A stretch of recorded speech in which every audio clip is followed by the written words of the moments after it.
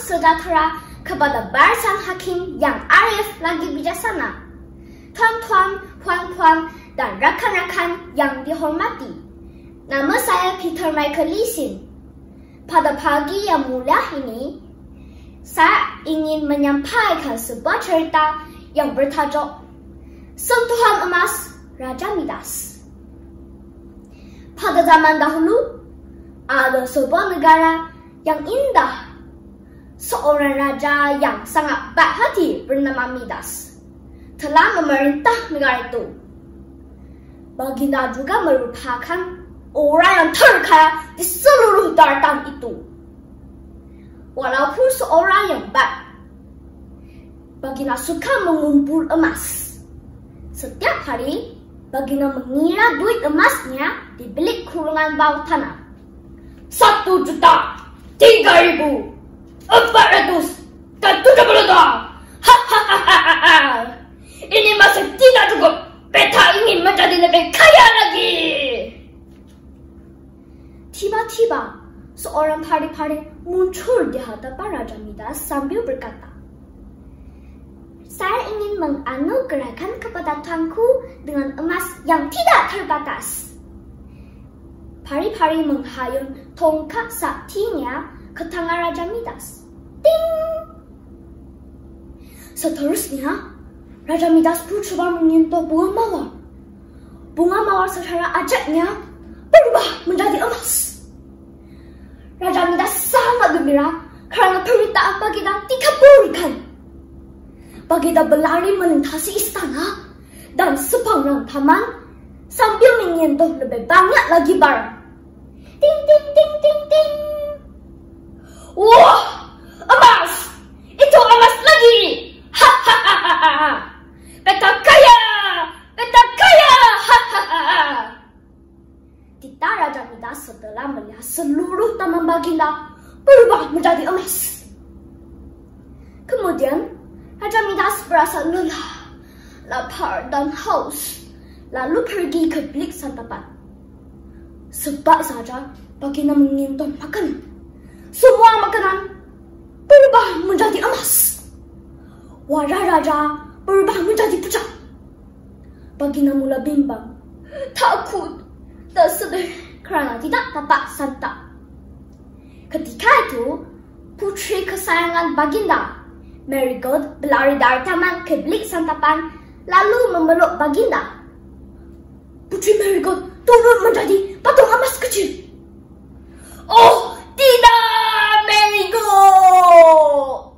Raja Midas merasa sangat sedih dan memahami bahawa cinta dan kasih sayang adalah lebih penting daripada kekayaan semata-mata. Raja Midas memanggil pari-pari itu untuk meminta tolong. Pari-pari! Pari-pari!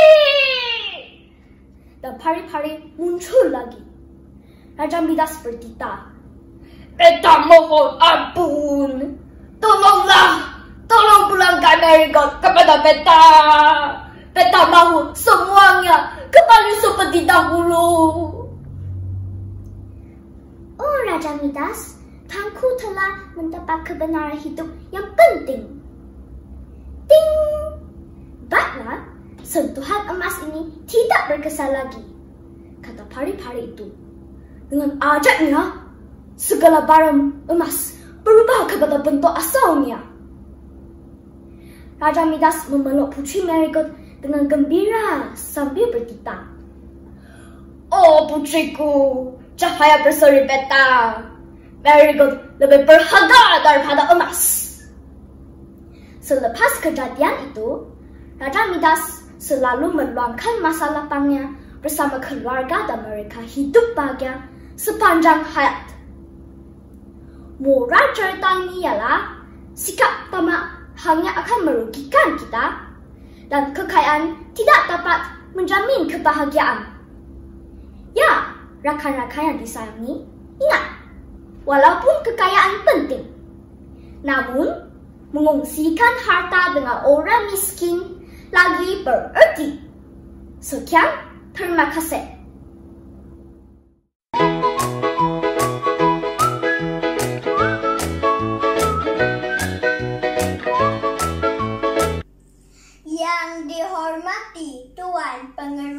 majelis, para hakim yang arif serta bijaksana, guru-guru dan rakan-rakan yang saya kasihi. Nama saya Chloe Elvira, anak cagin dari SK St. Joseph Miri, Sarawak. Saya berumur 8 tahun.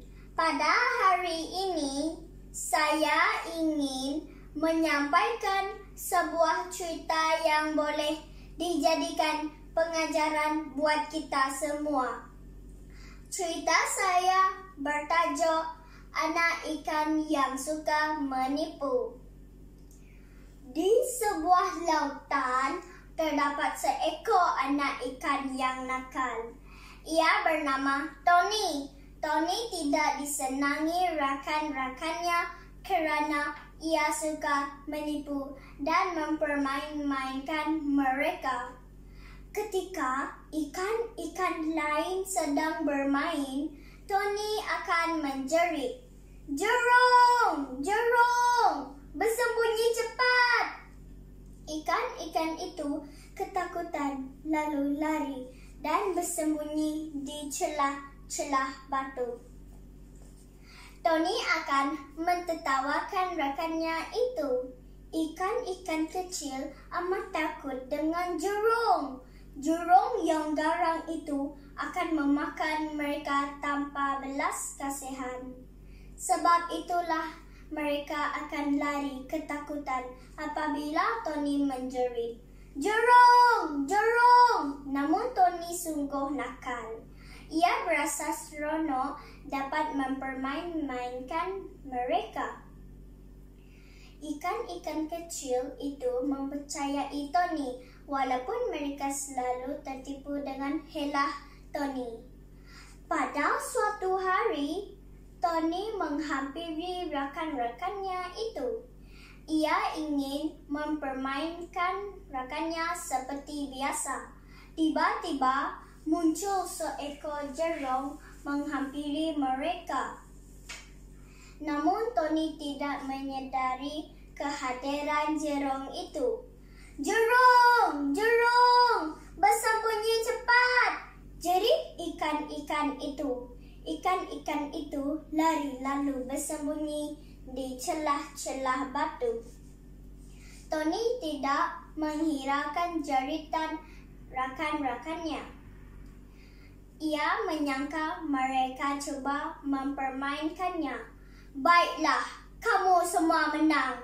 Di sini mana ada jerung? Tak usahlah kamu semua mempermain-mainkan aku," jerit Tony. Jerung itu berenang menghampiri Tony. Tony tidak sempat melarikan diri. Ia dimakan oleh jerung itu. Begitulah kisah ikan yang suka menipu. Oleh yang demikian, kita haruslah sentiasa bercakap benar dan sama sekali jangan menipu kepada sesiapa pun kerana ianya akan merugikan diri kita sendiri. Sekian, terima kasih.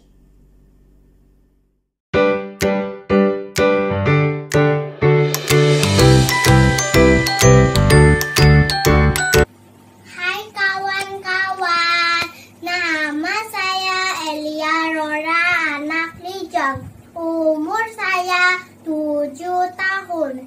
Saya murid tahun 1 SJK Chunghua nomor 6. Hari ini saya akan bercerita tentang dua sahabat yang baik, yaitu si semut dan si belalang. Si semut dan si belalang adalah sahabat yang baik. Mereka selalu bermain bersama-sama. Walaupun mereka sahabat yang baik, tetapi mereka mempunyai sikap yang berbeza. Si semut sangat rajin, manakala si belalang pula pemalas. Setiap hari si semut akan keluar mencari dan mengumpul makanannya. Sebaliknya, si belalang pula asyik tidur dan bermain sahaja. Si semut selalu menasihati si belalang supaya rajin bekerja, tetapi si belalang tidak mahu dengar. Wahai sahabatku, musim sejuk akan tiba tidak lama lagi. Kita mesti rajin mengumpul makanan supaya tidak kelaparan, kata si semut. Si belalang akan memberi jawabannya sama setiap kali. Jangan risau semut, saya pasti akan mendapat makanan walaupun musim sejuk. Musim sejuk pun telah tiba. Si belalang tidak dapat keluar mencari makanan dan dia kelaparan. Manakala si semut pula ada banyak makanan yang mencukupi. Si belalang sangat menyesal kerana tidak mengikuti nasihat si semut. Si belalang tidak tahan kelaparan, lalu pergi ke rumah si semut. Dia berharap sahabatnya dapat memberi sedikit makanan kepadanya agar dia tidak mati kelaparan. Si semut pemurah pun memberi makanan yang cukup kepada sahabat baiknya. Kawan-kawan, pengajaran daripada cerita ini adalah kita haruslah rajin berusaha mencari jerami sementara matahari masih bersinar. Terima kasih. Bye.